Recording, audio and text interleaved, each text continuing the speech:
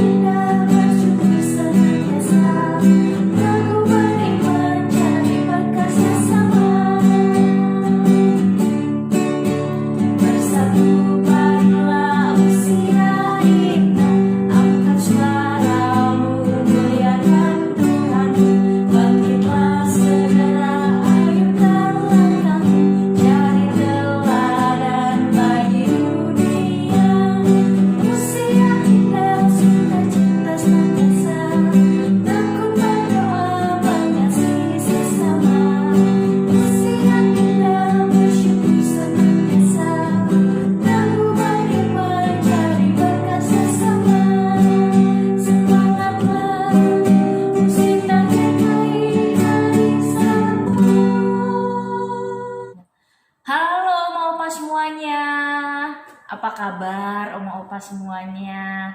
Berharap Oma Opa senantiasa dalam perlindungan Tuhan dan juga dalam keadaan sehat serta sukacita. Oma Opa selama di rumah apa aja nih kegiatan yang dilakukan?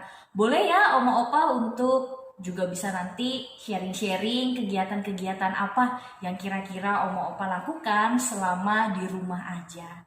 Oma Opa yang terkasih, kita bertemu kembali dalam lilin sukacita. Selalu ada sukacita yang menaungi kita bersama. Kita akan memulai persekutuan kita di lilin sukacita ini dengan bersama membacakan Mazmur. Dari Mazmur 34 ayat 2 sampai dengan ayat ke-4. Aku hendak memuji Tuhan pada segala waktu. Pujian-pujian kepadanya tetap di dalam mulutku. Karena Tuhan jiwaku bermegah, biarlah orang-orang yang rendah hati mendengarnya dan bersuka cita. Muliakanlah Tuhan bersama-sama dengan aku. Marilah kita bersama-sama memasyurkan namanya.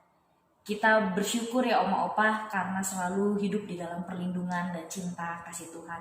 Saat ini mari kita memuji nama Tuhan, kita memuliakan nama Tuhan dan kita bersorak-sorai untuk keagungan nama Tuhan. Kita mau bernyanyi bersama, nyanyikanlah nyanyian baru.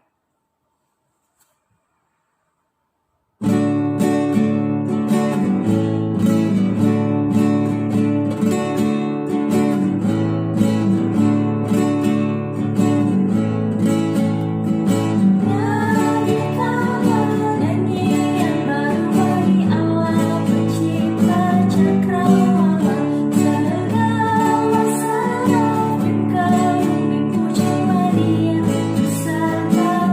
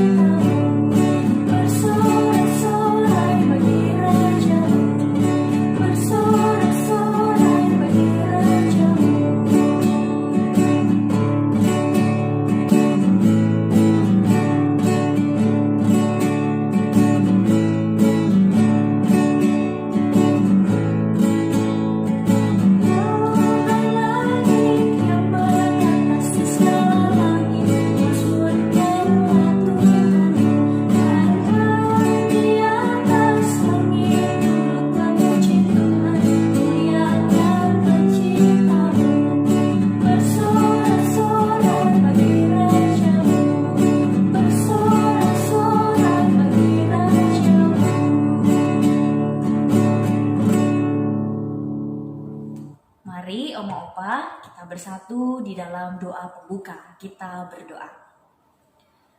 Sungguh kami mengucap syukur dan berterima kasih kepadamu ya Bapa untuk setiap penyertaan-Mu di dalam kehidupan kami. Kami bersorak-sorai, kami memuji dan memuliakan nama-Mu. Sungguh Engkau besar, Engkaulah perlindungan di dalam kehidupan kami. Pada saat ini ya Tuhan, kami bersama akan melaksanakan persekutuan lilin sukacita ini. Kiranya Tuhan berkatilah setiap kami yang akan mendengarkan firman-Mu, yang akan memuji dan juga memuliakan nama-Mu. Curahkanlah Roh Kudus-Mu atas kami, sehingga kami pun dimampukan untuk dapat nanti mendengarkan firman-Mu dan juga melakukannya di dalam kehidupan kami di hari lepas hari. Kami mau menyerahkan ya Tuhan, persekutuan kami di hari ini ke dalam tangan penyertaan-Mu saja. Di dalam nama Tuhan Yesus Kristus kami berdoa dan mengucap syukur. Amin. Oma Opa, sebentar lagi kita akan mendengarkan firman Tuhan. Kita percaya bahwa Tuhan begitu baik di dalam kehidupan kita. Ia senantiasa mengasihi kita. Oleh karena itu, mari kita merespons kasih Allah itu dengan mendengarkan firman Tuhan dan melakukan apa yang Tuhan kehendaki di dalam kehidupan kita. Selagi kita masih kuat untuk melakukannya. Mari kita menyanyikan lagu Hidup Ini Adalah Kesempatan.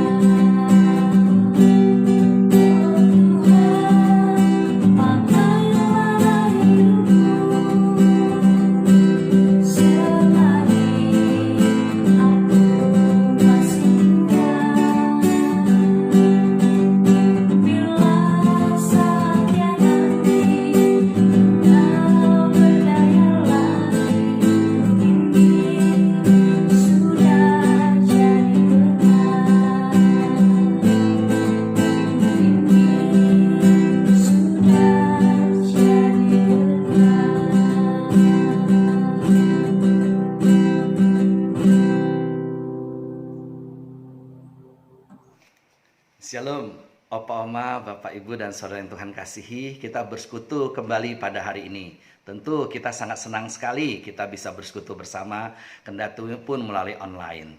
Pada saat ini saya ingin mengajak kita belajar dari firman Tuhan dari 2 Korintus pasal ke-8 ayat 1 sampai 15 dengan tema berkelimpahan kasih dalam keterbatasan. Tapi sebelumnya kita berdoa lebih dahulu. Tuhan, kami bersyukur kepada Tuhan pada hari ini kami para lansia dapat bersekutu bersama. Biarlah Kau tolong Kau yang memberkati. Kendati pun kami bersekutu dalam online saja, tetapi kami tetap dapat mengalami kasih karunia Tuhan dan persekutuan indah dengan saudara-saudara kami yang lain. Tuhan juga pimpin kami para lansia tetap diberikan kesehatan dan juga pemeliharaan oleh Tuhan. Pada saat ini kami hendak membaca dan merenungkan firman-Mu. Biarlah Tuhan tolong kami agar kami dapat mengerti firman Tuhan untuk kami pegang dan lakukan dalam hidup ini. Dalam nama Tuhan Yesus kami berdoa. Amin. Saudara, kita lihat firman Tuhan dari 2 Korintus pasal 8 ayat 1 sampai 15. Firman Tuhan katakan, saudara-saudara, kami hendak memberitahukan kepada kamu tentang kasih karunia yang dianugerahkan kepada jemaat-jemaat di Makedonia. Selagi dicobai dengan berat dalam berbagai penderitaan, sukacita mereka meluat, dan meskipun mereka sangat miskin, namun mereka kaya dalam kemurahan. Aku bersaksi bahwa mereka telah memberikan menurut kemampuan mereka, bahkan melampaui kemampuan mereka. Dengan kerelaan sendiri mereka meminta dan mendesak kepada kami, supaya mereka juga beroleh kasih karunia untuk mengambil bagian dalam pelayanan kepada orang-orang kudus.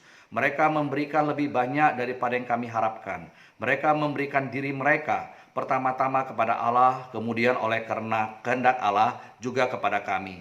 Sebab itu kami mendesak kepada Titus, supaya ia mengunjungi kamu dan menyelesaikan pelayan kasih itu sebagaimana ia telah memulainya. Maka sekarang sama seperti kamu kaya dalam segala sesuatu, dalam iman, dalam perkataan, dalam pengetahuan, dalam kesungguhan untuk membantu, dan dalam kasihmu terhadap kami, demikian juga hendaknya kamu kaya dalam pelayanan kasih ini. Aku mengatakan hal itu bukan sebagai perintah, melainkan dengan menunjukkan usaha orang-orang lain untuk membantu. Aku mau menguji keikhlasan kamu, karena kamu telah mengenal kasih karunia Tuhan kita Yesus Kristus, bahwa ia yang oleh karena kamu menjadi miskin, sekalipun ia kaya, supaya kamu menjadi kaya oleh karena kemiskinannya. Inilah pendapatku tentang hal itu yang mungkin berfaedah bagimu. Memang sudah sejak setahun lalu kamu mulai melaksanakannya dan mengambil keputusan untuk menyelesaikannya juga. Maka sekarang selesaikannya juga pelaksanaannya itu. Hendaklah pelaksananya sepadan dengan kerelaanmu, dan lakukanlah itu dengan apa yang ada padamu. Sebab jika kamu rela memberi, maka pemberianmu akan diterima. Kalau pemberianmu itu berdasarkan apa yang ada padamu, bukan berdasarkan apa yang tidak ada padamu. Sebab kamu dibebani bukan supaya orang-orang lain mendapat keringanan, tapi supaya ada keseimbangan. Maka hendaklah sekarang ini kelebihan kamu mencukupkan kekurangan mereka, agar kelebihan mereka kemudian mencukupkan kekurangan kamu, supaya ada keseimbangan. Seperti ada tertulis, orang yang mengumpulkan banyak tidak kelebihan, dan orang yang mengumpulkan sedikit tidak kekurangan. Hingga sekian pembacaan firman Tuhan. Biarlah Tuhan memberkati setiap kita yang mendengarkan firman-Nya. Opa Oma yang Tuhan kasihi, saya pernah mendengar sebuah lagu yang liriknya dalam bahasa Mandarin yang diterjemahkan kira-kira seperti ini.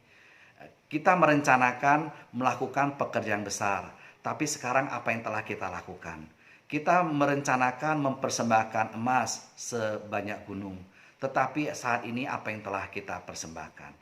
Hal ini senantiasa mengingatkan saya, apa yang telah saya lakukan untuk Tuhan, apa yang telah saya berikan untuk Tuhan. Kadang kita beranggapan kalau nanti saya sudah punya banyak, sudah berkelimpahan, baru saya bisa memberi. Saudara yang kasih, biarlah Tuhan tolong kita. Dalam segala keterbatasan pun kita dapat tetap memberi. Ketika kita dapat memiliki kelimpahan dalam kasih. Sebaliknya, orang tidak memiliki kasih, kendati punya kelimpahan secara materi, dia tidak dapat memberi. Tetapi pada hari ini kita belajar dengan tema berkelimpahan kasih dalam keterbatasan. Bagaimana kita dapat berkelimpahan kasih dalam keterbatasan? Firman Tuhan setidaknya mengajar kita 3 hal pada hari ini. Dari 2 Korintus pasal 8 ayat 1 sampai 15. Yang pertama, kita bisa belajar teladan berkelimpahan kasih dalam keterbatasan jemaat di Makedonia. Paulus memberitahukan kepada jemaat di Korintus tentang kasih karunia yang dimiliki oleh jemaat di Makedonia. Mereka dalam keadaan keterbatasan, mereka banyak yang mengalami penganiayaan, kesusahan, dimiskinkan oleh orang-orang di sekitar mereka, keluarga mereka, karena mereka percaya kepada Tuhan Yesus Kristus. Tetapi mereka tetap kaya dalam kasih. Paulus katakan, aku minta di dalam firman Tuhan ayat pasal yang ke-8, Paulus katakan kepada mereka, selagi dicobai dengan berat dalam berbagai penderitaan, sukacita mereka meluap, dan meskipun mereka sangat miskin, namun mereka kaya dalam kemurahan. Luar biasa. Kenapa? Karena mereka tahu bahwa memberi kepada Tuhan itu adalah sebagai satu kasih karunia. Paulus katakan kepada jemaat di Korintus, saudara-saudara, kami hendak memberitahukan kepada kamu tentang kasih karunia yang dianugerahkan kepada jemaat di Makedonia. Saudara, mereka menganggap sebagai satu kasih karunia kalau mereka dapat memberi kepada Tuhan. Sehingga kendati pun mereka dalam keadaan berat, mereka tetap bersuka cita. Kendati pun mereka dalam keadaan miskin, tapi mereka dapat memberi dengan penuh sukacita, dapat berlimpah dalam kemurahan. Suatu hal yang luar biasa. Biarlah Tuhan tolong juga kita dapat belajar dari jemaat di Makedonia. Mereka memberi meskipun situasi dan kondisi mereka sangat berat. Mereka dapat memberi meskipun situasi mereka dalam keadaan sangat terbatas. Mereka dapat memberi menurut kemampuan mereka, bahkan melampaui kemampuan mereka. Mereka dapat memberi dengan sukacita dan rela hati. Kenapa ini bisa terjadi? Karena mereka sudah menerima kasih karunia Allah. Mereka sudah menerima kasih karunia Allah dalam Kristus Yesus. Dan itu mereka sungguh-sungguh hayatin. Mereka tahu Yesus sudah mati untuk mereka. Mereka bukan hidup lagi untuk diri mereka sendiri, tapi untuk Tuhan yang sudah mati untuk mereka. Mereka tahu milik mereka adalah milik Tuhan. Sehingga mereka dapat mempersembahkan untuk kemuliaan Tuhan. Dan mereka tahu bahwa memberi itu adalah kasih karunia Allah. Sehingga mereka menganggap sebagai satu kasih karunia. Agar kalau mereka bisa terlibat dalam pelayanan kasih kepada jemaat yang membutuhkan di Yerusalem. Dan mereka mau memberikan diri mereka untuk Tuhan. Mereka lebih dahulu memberi diri mereka untuk Tuhan. Sehingga tidak sulit mereka memberi apa yang mereka punya kepada Tuhan. Dan juga untuk menolong saudara-saudara yang lain. Itu yang dikatakan dalam ayat yang kelima. Mereka memberi lebih banyak daripada yang kami harapkan. Mereka memberikan diri mereka pertama-tama kepada Allah. Kemudian oleh karena kehendak Allah juga kepada kami. Luar biasa. Ketika orang sudah memberi kepada Allah, tidak sulit mereka memberi kepada orang lain. Kita perlu memberi diri kita kepada Allah.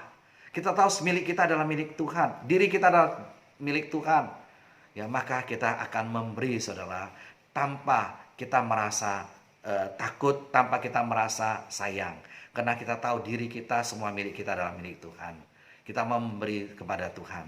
Kita ingat segala sesuatu adalah dari Dia, oleh Dia, dan kepada Dia. Biar segala kemuliaan bagi Tuhan. Dan kita dinasihatkan, ya, karena kasih karunia Tuhan, kita dinasihatkan untuk mempersembahkan tubuh kita sebagai persembahan hidup yang kudus dan yang berkenan kepada Allah. Biar itu dapat kita lakukan, itu akan memudahkan kita untuk dapat mengalami kelimpahan kasih, kendati pun dalam segala keterbatasan. Dan hal kedua, kita juga dapat belajar praktek berkelimpahan kasih dalam keterbatasan yang Paulus nasihatkan kepada jemaat di Korintus. Jemaat Korintus telah memiliki kehidupan secara materi lebih daripada jemaat di Makedonia. Mereka lebih kaya. Tapi kendati pun mereka kaya, belum tentu mereka dapat memberi lebih banyak daripada jemaat di Makedonia. Karena banyak orang kaya secara materi tetapi hatinya nggak kaya. Berkelimpahan secara materi tapi nggak berkelimpahan dalam hal kasih. Ya. Saya ingat ada cerita tentang 3 orang yang memberikan persembahan kepada Tuhan. Mereka bercerita cara mereka memberikan persembahan bagaimana. Yang pertama orang Afrika. Dia katakan dalam memberi, aku pakai cara ini. Aku tarik sebuah garis lurus. Dan aku lempar semua uangku ke atas, ya. Dan aku katakan yang jatuh ke sini adalah milikku, yang jatuh di luar sana adalah milik Tuhan. Tapi waktu lempar dia lebih banyak lempar ke dalam, yang keluar cuma sedikit. Dan dia ambil yang punya dia di dalam, ya, dia masuk kantong. Yang di luar dia ambil, dia pungut, yang sedikit itu dia beri kepada Tuhan. Ya. Dan orang yang kedua, orang Asia, dia katakan, oh, cara saya berbeda. Saya bikin satu lingkaran yang besar. Dan saya lempar semua uang saya. Dan saya katakan, yang ada di dalam adalah milikku. Yang ada di luar adalah milik Tuhan. Yang di dalam, ya banyak. Di luar, sedikit. Ya. Dia ambil di dalam, dia kantongin. Yang di luar, dia ambil, dia persembahkan. Orang ketiga, orang Yahudi. Ya, ini lebih likiat lagi, lebih cerdik lagi. Ya. Dia katakan, aku nggak bikin garis lurus ataupun lingkaran. Lalu bagaimana? Aku lemparkan semua uang ke atas dan aku katakan, Tuhan, ambillah yang Tuhan mau. Dan yang Tuhan tidak mau yang jatuh ke tanah itu milik saya. Dia lempar semua, semuanya jatuh. Dan dia pungut, dia taruh kantongnya. Saudara, ketika tidak ada kelimpahan kasih, ya kita memberi, tapi memberi juga tidak dengan rela hati. Memberi juga dengan hitung-hitungan. Tapi Tuhan tolong kita memberi dengan kerelaan hati. Jemaat di Korintus telah mengenal kasih karunia Allah. Tapi mereka belum konekkan dengan hal memberi. Saudara, mereka sudah terima kasih karunia Allah dalam Yesus Kristus, keselamatan dan juga anugerah dalam hidup mereka sehari-hari. Tapi mereka belum connect dalam hal memberi, dalam hal kelimpahan kasih belum. Ya. Dan Paulus ajarkan kepada mereka. Kita harus kaitkan itu. Kita sudah menerima kasih karunia Tuhan. Kita ingat semua milik kita adalah milik Tuhan. Diri kita adalah milik Tuhan. Dan kita memberi. Ya. Dan Paulus ajarkan kepada jemaat di Korintus agar mereka dapat mempraktekkan pemberian dengan melakukannya sebagai ekspresi dari kasih karunia Tuhan. Mereka sudah kenal kasih karunia Tuhan. Karena itu mereka praktekkan dalam hidup mereka, dalam kelimpahan kasih mereka, dalam hal mereka memberi. Dan mereka hendaklah memberi dengan motivasi yang benar. Bukan karena perintah, bukan karena hal lain. Tapi sebagai wujud kasih kepada mereka. Dan mereka lakukannya dengan keikhlasan kasih. Seperti dikatakan dalam ayat yang ke-8 dikatakan, aku mengatakan itu bukan sebagai perintah, melainkan dengan menunjukkan usaha orang-orang lain untuk membantu. Aku mau menguji keikhlasan kasih kamu. Keikhlasan kasih kamu. Tuhan mau tolong kita agar kita dapat belajar akan hal ini. Nasihat ini bukan hanya untuk jemaat di Korintus, tapi juga untuk kita semua. Ya. Dan mereka hendaknya melakukan itu dengan kerelaan dan dengan apa yang ada pada mereka. Ada kerelaan hati. Dan apa yang diberikan itu berdasarkan apa yang ada pada mereka, bukan berdasarkan apa yang tidak ada pada mereka. Bukan karena utang, bukan. Ya, tapi berdasarkan apa yang pada mereka. Tapi mereka lakukannya dengan kerelaan hati. Karena sebagaimana firman Tuhan ajarkan kepada kita, khususnya dalam ayat 11-12, maka sekarang selesaikan juga pelaksanaan itu dalam hal persembahan kasih. Hendaklah pelaksanaannya sepadan dengan kerelaanmu, dan lakukan itu dengan apa yang ada padamu. Sebab jika kamu rela untuk memberi, maka pemberianmu akan diterima. Kalau pemberianmu itu berdasarkan apa yang ada padamu, bukan berdasarkan apa yang tidak ada padamu. Suatu hal yang luar biasa. Biarlah Tuhan tolong kita. Penting kita memberikan dengan sukacita, dengan sukarela, berdasarkan apa yang ada pada kita. Dan hal yang terakhir kita bisa belajar dari firman Tuhan, hal yang ketiga adalah hasil berkelimpahan kasih dalam keterbatasan. Hasilnya apa, saudara? Hasilnya bukan secara materi. Jangan kita pikir kita memberi 10.000 kita dapat 1 juta, bukan. Tapi hasilnya adalah hasil secara spiritual. Ya. Kita dapat mengalami suatu sukacita di dalam Tuhan. Iman kita semakin bertumbuh dan kita semakin dapat mengalami kasih karunia demi kasih karunia dalam kehidupan kita. Biarlah Tuhan tolong kita.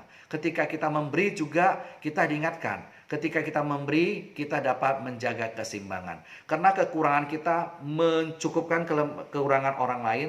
Kelebihan kita mencukupkan kekurangan orang lain. Dan kekurangan orang lain mencukupkan kelebihan orang lain mencukupkan kebutuhan kita, kekurangan kita. Sehingga ada saling menolong, saling membantu, saling mempedulikan, sehingga ada keseimbangan. Jemaat Korintus mereka berkelimpahan dalam materi. Kelimpahan mereka dapat mereka pakai untuk menolong kekurangan jemaat di Yerusalem secara materi. Tetapi kelimpahan spiritual jemaat di Yerusalem secara spiritual dapat menolong jemaat di Korintus yang dalam hal spiritual masih perlu banyak dibantu. Saudara yang kekasih, bila Tuhan tolong kita, Tuhan berkati kita. Hari ini kita bicara tentang berkelimpahan kasih dalam keterbatasan. Kiranya Tuhan tolong agar ini dapat kita miliki dalam kehidupan kita. Kita sudah menerima kasih karunia Allah dalam Kristus Yesus. Bila kita hayati dan itu kita wujudkan di dalam kehidupan kita, agar kita dapat memiliki kelimpahan kasih. Kendati pun kita punya keterbatasan. Biarlah kelimpahan kasih Tuhan Yesus Kristus itu juga kita dapat wujudkan dalam hal kita memberi pemberian kasih kepada Tuhan, dalam persembahan kita kepada Tuhan, dalam kita membantu saudara-saudara kita yang kekurangan. Karena kita tahu kita sudah menerima kasih karunia Tuhan demi kasih karunia yang begitu besar, yang begitu banyak. Dan kita tahu juga memberi ini juga adalah satu kasih karunia yang Tuhan berikan kepada kita. Ya, kita patut syukurin. Jangan kita anggap sebagai satu beban, jangan kita anggap sebagai satu hal yang memberatkan kita. Kita lakukan ini sebagai kasih karunia Tuhan. Kita bersyukur kita dapat ambil bagian di dalamnya. Dan kita lakukan dengan penuh sukacita, dengan penuh kerelaan. Kita lakukan sesuai dengan apa yang ada pada kita. Bukan apa yang tidak ada pada kita. dan kita dapat memberi sesuai dengan kemampuan kita, bahkan kalau bisa melampaui apa yang kita mampu atau orang anggap kita mampu, itu adalah sangat indah sekali. Kita memberi yang terbaik untuk Tuhan, kita melakukan yang terbaik untuk Tuhan. Biar Tuhan berkati kita, Tuhan memberkati opa oma sekalian dan kita semua untuk kemuliaan nama Tuhan. Opa oma, marilah kita menghafalkan firman Tuhan dari 2 Korintus pasal 8 ayat kedua. 2 Korintus pasal 8 ayat kedua. Firman Tuhan katakan, selagi dicobai dengan berat dalam berbagai penderitaan, sukacita mereka meluap. Dan meskipun mereka sangat miskin, namun mereka kaya dalam kemurahan. Sekali lagi, 2 Korintus pasal 8 ayat kedua. Selagi dicobai dengan berat dalam berbagai penderitaan, sukacita mereka meluap. Dan meskipun mereka sangat miskin, namun mereka kaya dalam kemurahan. Opa Oma, marilah kita berdoa bersama. Tuhan, kami datang hadapan Tuhan, kami berdoa syafaat bersama. Kami berdoa untuk bangsa negara kami, biarlah Engkau pimpin, berkati. Untuk gereja-gereja Tuhan berkati dalam masa pandemi ini, tetap dapat memuliakan Tuhan. Tuhan juga berkati gerejamu GKI Gading Serpong dalam seluruh pelayanannya. Dalam segala keterbatasan kami tetap dapat menjadi berkat dan memuliakan Engkau. Kami berdoa juga untuk Komisi Lansia dalam persekutuannya, Tuhan juga berkati. Kendati pun saat ini masih dilakukan secara online, tapi Opama tetap dapat mengalami sukacita dalam Tuhan. Kami juga berdoa Tuhan untuk saudara-saudara kami yang berulang tahun, untuk Ibu Ratna Kartika, Ibu Emelia, Bapak Timotius Hadinata. Biarlah Engkau juga yang menolong, Engkau yang memberikan sukacita dalam hari ulang tahunnya, berlimpah dalam kasih Tuhan, dan bertumbuh dalam iman, kasih, dan pengharapan. Kami berdoa juga untuk saudara-saudara kami yang sakit, biarlah Engkau yang menjamah, Engkau yang menyembuhkan, Engkau memberikan kekuatan dan penghiburan, Engkau yang memberikan sukacita dan juga pengharapan dalam Tuhan, Engkau yang memberikan kepulihan sendiri, dan Tuhan memimpin masing-masing. Kami berdoa Tuhan untuk Ibu Tan Sun Lee, Bapak Musa, Ibu Since Lintin, Ibu Nis Karyawati, Ibu Susan Halim, Ibu Titin Muhinar, Ibu Dianawati, Ibu Susilawati Sin, Ibu Kwe Lian Lee, Pak Pit Harjono, Ibu Senti, Pak Sunjaya, Ibu Justin, Ibu Esther Megawati, dan mungkin beberapa yang lain yang saat ini tidak dapat kami sebut namanya.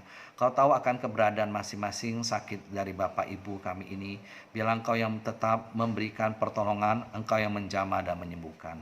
Terima kasih Tuhan, kami berdoa juga untuk semua opa oma yang ikut serta dalam ibadah online ini.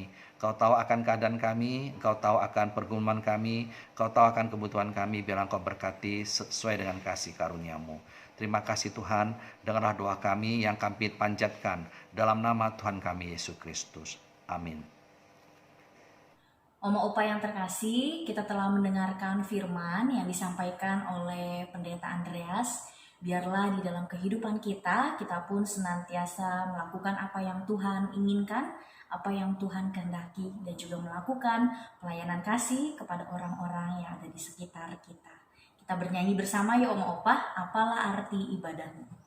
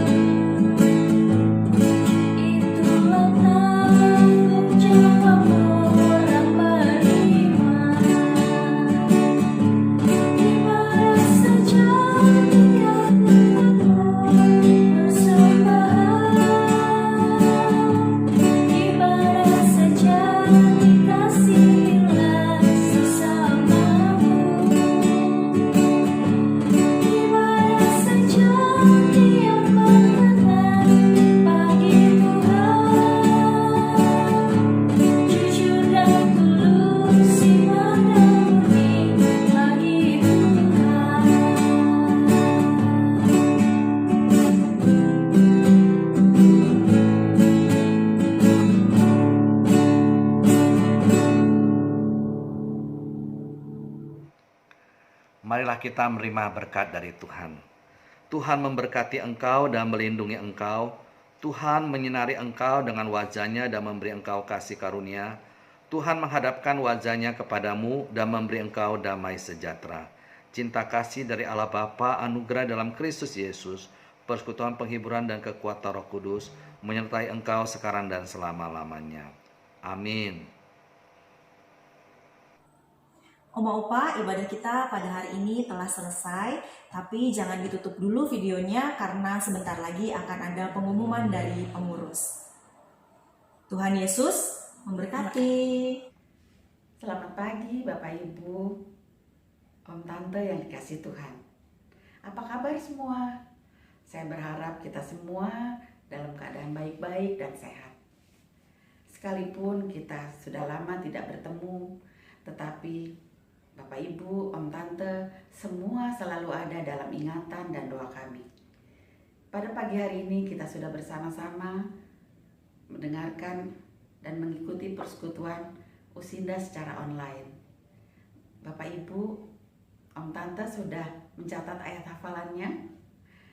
Nanti ayat hafalannya dicatat, dihafalkan, dan nanti dikumpulkan pada waktu kita ada persekutuan kembali di GK. Selama masa COVID-19 ini, kita diharuskan untuk tetap tinggal di rumah. Sekalipun tinggal di rumah, situasi ini tetap membuat para lansia tetap menjadi inspiratif. Kita terus berbuat baik kepada keluarga, teman-teman, dan orang-orang yang ada di sekitar kita. Berbuat kebaikan tidak memandang usia. Dan orang untuk berbuat baik tidak bisa semua orang melakukannya. Kepada Oma, Opa, Om Tante, Bapak Ibu yang sudah berbuat baik, silakan dilanjutkan. Yang belum berbuat baik, ayo dimulai mumpung masih ada kesempatan. Kita sebagai lansia bisa berbuat baik dengan mendoakan gereja, pendeta, majelis, keluarga, teman-teman, dan orang-orang yang ada di sekitar kita. Ini adalah salah satu bentuk kasih dan cinta kita yang dapat kita bagikan. Selamat berbuat baik, Tuhan memberkati.